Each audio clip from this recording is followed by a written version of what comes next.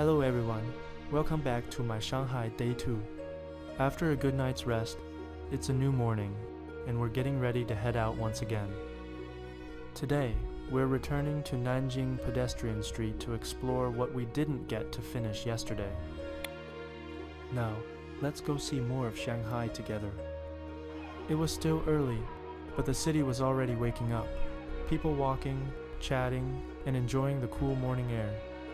Nanjing Road is full of colorful storefronts, each trying to catch your attention in its own way. This shop, for example, has a mechanical figure at the entrance, turning an old-fashioned stone mill, a charming blend of nostalgia and novelty.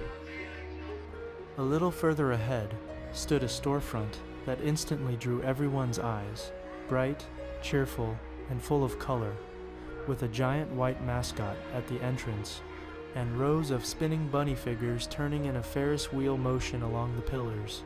We weren't quite sure what it was at first, but as soon as we stepped closer, the sweet smell in the air gave it away. A shop entirely dedicated to one of Shanghai's most nostalgic childhood treats, the White Rabbit candy. This is the kind of place that makes both kids and adults light up with the same excitement. The real surprise was right next door, a place called Shanghai Silver Heritage Hall. There was a dragon at the entrance, breathing out smoke like it was guarding something inside. Inside, we saw an ancient beauty sitting on a golden throne. The whole place felt like stepping into a movie set. Then, just around the corner, there was a life-size Monkey King statue, surrounded by displays of silver crafts and ornaments. And somehow, through a small side door, we ended up in a fragrance shop. Totally different vibe, but really beautiful in its own way. And just a few steps away, we found a chocolate museum. Before we even stepped inside, the entrance already looked impressive, with displays inspired by iconic Shanghai architecture and colorful walls covered in giant chocolate pieces. It felt like we were about to walk into a chocolate-themed world. And then we took the escalator up, not really sure what to expect. But as soon as we reached the top, the atmosphere completely changed.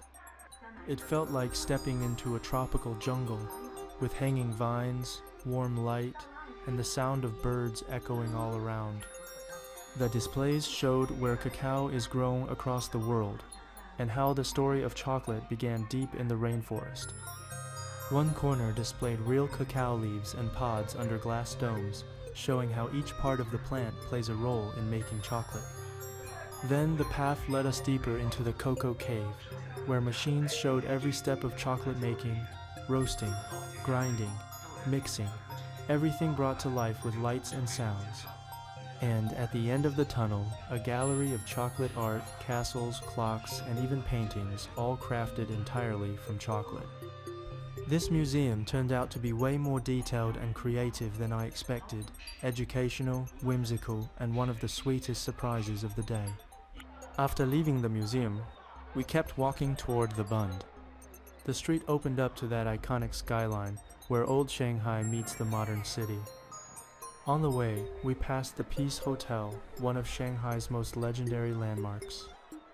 Built in the 1920s, it was once the tallest building in the city, and even hosted the wedding banquet of Chiang Kai-shek and Song Mei-ling. Inside, it still holds that timeless charm, marble floors, warm lighting, and a glowing Art Deco ceiling. The corridors were lined with old photos and murals, showing what the Bund looked like nearly a century ago. Every step here feels like walking through a living museum, the air itself carrying traces of old Shanghai glamour. As we reached the end of the corridor, both sides of the walls showed scenes from the Peace Hotel's past, old photographs and grand moments, frozen in time. At the very end, a large photograph covered the wall. Unlike the others, it seemed recent. A crowd of people, all holding up their phones, taking pictures of the very place we were standing in. The photos on these walls were their way of reaching into the future, a message for us to remember what once was. And now, we answer them in our own language of memory, by lifting our phones and recording the echoes of their past through the lens of today. After leaving the Peace Hotel, We finally reached the Bund. Standing there, it felt like time folded in half. Behind us were the golden colonial buildings from the early 20th century, standing quietly like proud elders. Across the river, the futuristic skyline of Pudong, rising above the haze in quiet confidence. It was as if the old and the new Shanghai were staring at each other, one glowing with nostalgia, the other with ambition, and we stood right in between, caught in their dialogue. After a long walk, we decided to stop by for a quick lunch. We picked Xiao Yang Sheng Jian, a local favorite known for its crispy, soup-filled dumplings. I ordered a bowl of chicken noodle soup while my mom had tofu and beef vermicelli soup. Simple, comforting, and just perfect after a long walk. After lunch, we wandered into Tianzifang, once a residential neighborhood from the 1930s, now a maze of narrow alleys filled with cafés, bars, and little shops. Many of the old brick houses have been turned into creative spaces, a bar glowing with purple light here, an exotic tea shop there, all packed along the narrow lanes. As we walked deeper inside, red lanterns began to appear above our heads, vines and flowers curling between the signs and old brick walls. It's one of those places where you can lose track of time, where every corner feels like a photograph waiting to happen. After visiting Tianzifang, we headed to Xintiandi, a completely different world from the narrow alleys we had just explored. Here, everything feels open and refined. Designer stores, outdoor cafes, and tree-lined walkways filled with people enjoying the evening. The Shikumen-style architecture has been carefully recreated, blending the charm of old Shanghai with the city's modern rhythm. Under the soft glow of the lights, the air was warm with chatter, music, and the sound of glasses clinking. In the middle of the square stood the Fountain of Blessings, a bronze sculpture by artist Wu Jingru, depicting the three deities of fortune, prosperity, and longevity, Fu, Lu, and Shou. It's a modern tribute to timeless Chinese beliefs, a reminder of how Shanghai's old soul still lives within its modern heart. This is Shanghai's stylish side, elegant, cosmopolitan, yet still unmistakably local. By nightfall, we returned to the Bund once more. This time, the golden lights of the old buildings shone like liquid gold, while across the river, the skyscrapers lit up the night in waves of blue, purple, and red.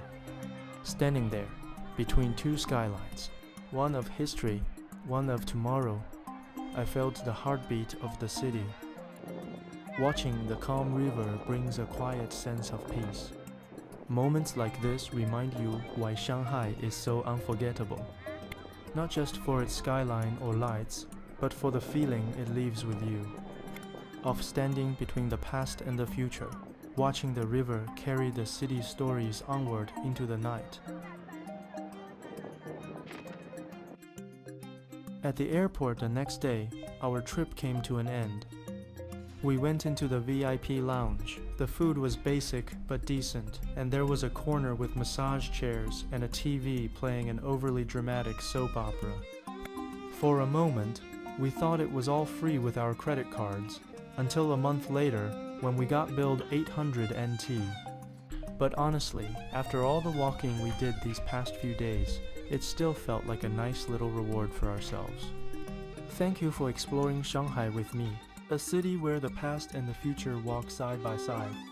I hope this journey gave you a glimpse of Shanghai's beauty, and that one day, you'll get to feel its charm in person. Until our next adventure, see you soon.